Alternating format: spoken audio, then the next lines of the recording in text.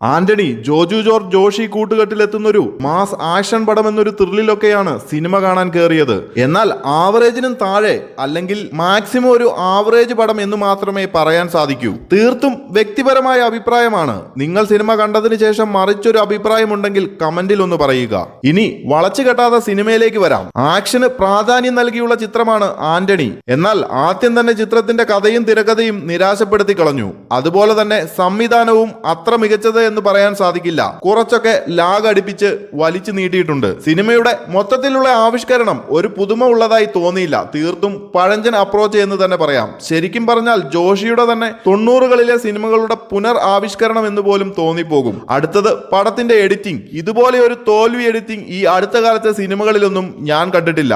ഇതൊക്കെ എനിക്ക് തോന്നിയതാണ് സിനിമ കണ്ടപ്പോൾ. ചിലപ്പോൾ എന്റെ മാത്രം തോന്നലാകാം. സിനിമ കണ്ടവർ ഞാൻ പറഞ്ഞതിൽ തെറ്റുണ്ടെങ്കിൽ ഒന്ന് പറയുക.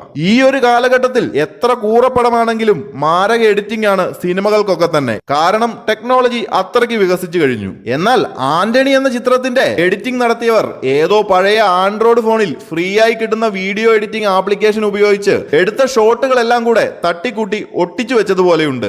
അത്രയ്ക്ക് മോശം എന്ന് തന്നെ പറയാം. ഇനി ഈ സിനിമയ്ക്ക് അങ്ങനെയാണോ ഉദ്ദേശിച്ചത് എന്ന് അറിയില്ല. കാരണം മൊത്തത്തിൽ ഒരു പഴഞ്ചൻ ടച്ചാണ് സിനിമയുടെ ആവിഷ്കരണത്തിൽ. ഇനി അഭിനയത്തിലേക്ക് കടക്കുകയാണെങ്കിൽ ആക്ഷൻ രംഗങ്ങളിൽ ജോജു ജോർജ് മികച്ചു നിന്നു എന്ന് തന്നെ പറയാം. ജോജു ജോർജ് വന്നു കഴിഞ്ഞാൽ സ്ക്രീനിൽ ഇങ്ങനെ നിറഞ്ഞു നിൽക്കും. മാരക ഇമ്പാക്റ്റ് തന്നെയാണ് കൊടുത്തിരിക്കുന്നത്.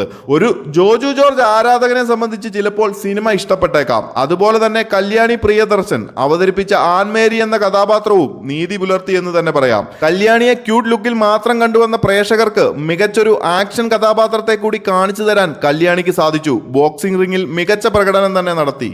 എന്നാൽ സിനിമ കണ്ടപ്പോൾ തോന്നിയ ഒരു സംശയം, അമച്ചർ ബോക്സിംഗ് ചാമ്പ്യൻഷിപ്പിലും അതുപോലെ പ്രോ ബോക്സിംഗ് ചാമ്പ്യൻഷിപ്പിലും മെൻസ് കാറ്റഗറിയും വിമൻസ് കാറ്റഗറിയും സെപ്പറേറ്റ് ആയിട്ടല്ലേ നടത്തുന്നത്, അല്ലാതെ മിക്സഡ് ആയിട്ടല്ലല്ലോ.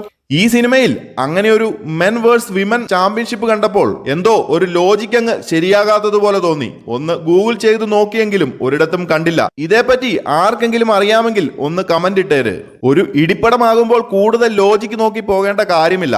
എന്നാലും ഒന്ന് അറിഞ്ഞിരിക്കാമല്ലോ. ഇനി കല്യാണിയും ജോജു ജോർജും തമ്മിലുള്ള ഇമോഷണൽ രംഗങ്ങളും വലിയ കുഴപ്പമില്ലെന്ന് തന്നെ പറയാം. അതുപോലെ ചെമ്പൻ വിനോദൊക്കെ മികച്ചു നിന്നു. എന്നാൽ നൈല ഉഷയൊക്കെ എന്തിനായിരുന്നു എന്ന് തന്നെ മനസ്സിലാകുന്നില്ല. സിനിമയിൽ ഒരു റെലവന്റ് ക്യാരക്ടർ ആണെന്ന് തോന്നിയില്ല. അടുത്തതാണ് വില്ലൻ. നമ്മുടെ കഥയും തിരക്കഥയും പാളിപ്പോയ പോലെ തന്നെ വില്ലനും വലിയ ഇമ്പാക്ട് ഒന്നും നൽകാൻ സാധിച്ചില്ല. തീർത്തും പരാജയം എന്ന് തന്നെ പറയാം. എന്തായാലും താല്പര്യമുള്ളവർ തിയേറ്ററിൽ പോയി കണ്ടതിന് ശേഷം അഭിപ്രായം ഒന്ന് പറയുക. തീർത്തും മോശമെന്ന് പറയുന്നില്ലെങ്കിലും മികച്ചൊരു പടം എന്ന് പറയാൻ സാധിക്കില്ല ആന്റണി എന്ന സിനിമയെ. വെറുതെ അങ്ങ് പോയി കാണുക, അത്ര തന്നെ. കൂടുതൽ സിനിമ അപ്ഡേറ്റുകൾക്കായി ചാനൽ മറക്കാതെ ഒന്ന് സബ്സ്ക്രൈബ് ചെയ്യുക.